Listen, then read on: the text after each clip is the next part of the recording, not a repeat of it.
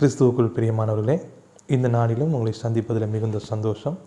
இந்த நாளிலும் சங்கீத புஸ்தகத்தை பற்றி நாம் பார்க்க போகிறோம். சங்கீதம் 2வது அதிகாரம் அதனுடைய 2வது வசனத்தை நான் வாசிக்கிறேன். கர்த்தருக்கு விரோதமாகவும் அவர் அபிஷேகம் பண்ணின மனுஷனுக்கு விரோதமாகவும் பூமியின் ராஜாக்கள் எழும்பி நின்று அதிகாரிகள் ஏகமாய் ஆலோசனை பண்ணுகிறார்கள் என்று சொல்லி அந்த வசனத்தை நாம் வாசிக்கிறோம்.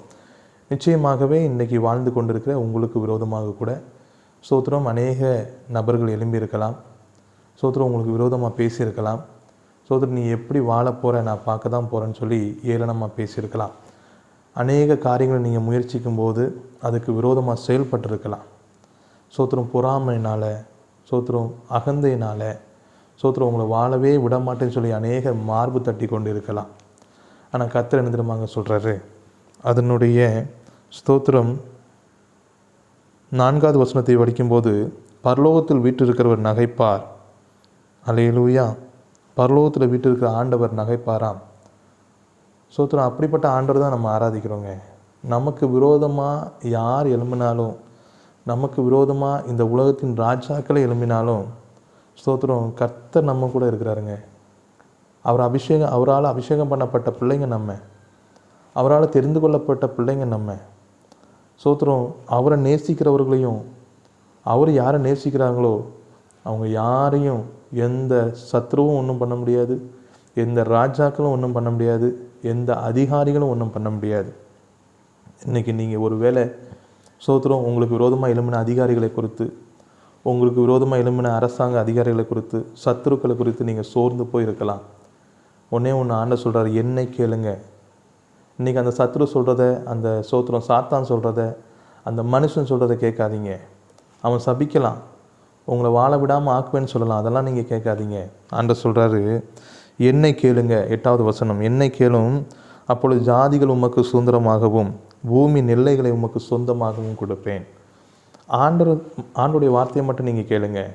ஒரு சம்பவத்தை சொல்லி நாம் ஸ்தோத்திரம் உங்கள்கிட்ட ஆண்டுடைய நாமத்தை மகிமைப்படுத்தணும்னு நினைக்கிறேன். ஆதியாகம புஸ்தகம் 26ஆம் அதிகாரத்தில் ஈசாக்கை பற்றி அழகாக சொல்லப்பட்டிருக்கு. ஈசாக்கை பார்த்தீங்கன்னா ஒரு இடத்துல போய் கிணறு தோண்டி அந்த இடத்துல தண்ணி வேணும் அப்படின்னு சொல்லிட்டு தோண்டுவார். தோண்ட அவருக்கு நல்ல தண்ணி வரும். ஆனாலும் ஸ்தோத்திரம் அந்த தேசத்தில் இருக்கிற அபிமலக்கு என்கிற சொல்லி ராஜா அதை ஸ்தோத்திரம் அவங்களுடைய பிள்ளைங்களை சொல்லி அதை மூட சொல்லிடுவார்.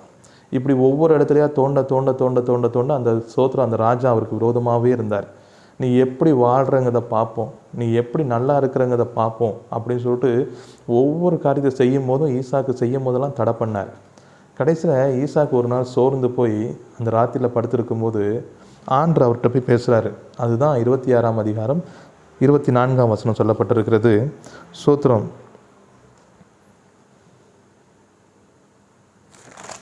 நீ பயப்படாதே, நான் உன்னோடு கூட இருக்கிறேன். ஸ்தோத்திரம். நான் உன்னை ஆசீர்வதித்து உன் சந்ததியை பெருக பண்ணுவேன். நான் உன்னை ஆசீர்வதித்து உன் சந்ததியை பெருக பண்ணுவேன். நிச்சயமாங்க கர்த்தருடைய வார்த்தையை மட்டும் கேளுங்க. இந்த மனுஷன் சொல்கிறான், இந்த சத்ரு சொல்கிறான், இந்த அதிகாரி சொல்கிறான்னு சொல்லி நினைக்காதீங்க. நீங்கள் கர்த்தருடைய பிள்ளையா? நீங்கள் கர்த்தரால் அபிஷேகம் பண்ணப்பட்டிருக்கிறீங்களா? நீங்கள் கர்த்தரால் தெரிந்து கொள்ளப்பட்டிருக்கிறீங்களா? எந்த சத்ருவுடைய பேச்சு நீங்கள் கேட்க வேண்டிய அவசியம் இல்லை. ஈசாக்கு பயத்தோடு இருக்கும்போது ஆண்டவர் சொன்னார், நீ பயப்படவே செய்யாத, நான் உன் கூட இருக்கிறேன், நான் உனக்கு இந்த தேசத்தை தருவேன், நான் உன் சந்ததியை பெருக பண்ணுவேன்னு சொன்னார்.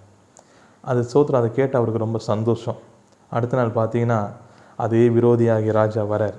அப்போ ஈசாக்கு கேட்குறாரு, நான் தான் உங்களை ஒன்றுமே செய்யலையே, நீங்கள் இன்னும் பேசிட்டு போங்க, இன்னும் பண்ணிட்டு போங்க, நான் தான் உங்களை விட்டு போகிறேனே அப்படின்னு சொல்லிட்டு சொன்னார். இல்லை, எங்களை மன்னிச்சிருங்க, உன் கூட இருக்கிறத, ஆண்டவர் உங்கள் கூட இருக்கிறத நான் பார்த்தேன் அப்படின்னு சொல்லி அவர் காலில் விழுந்து மன்னிப்பு கேட்குறாரு.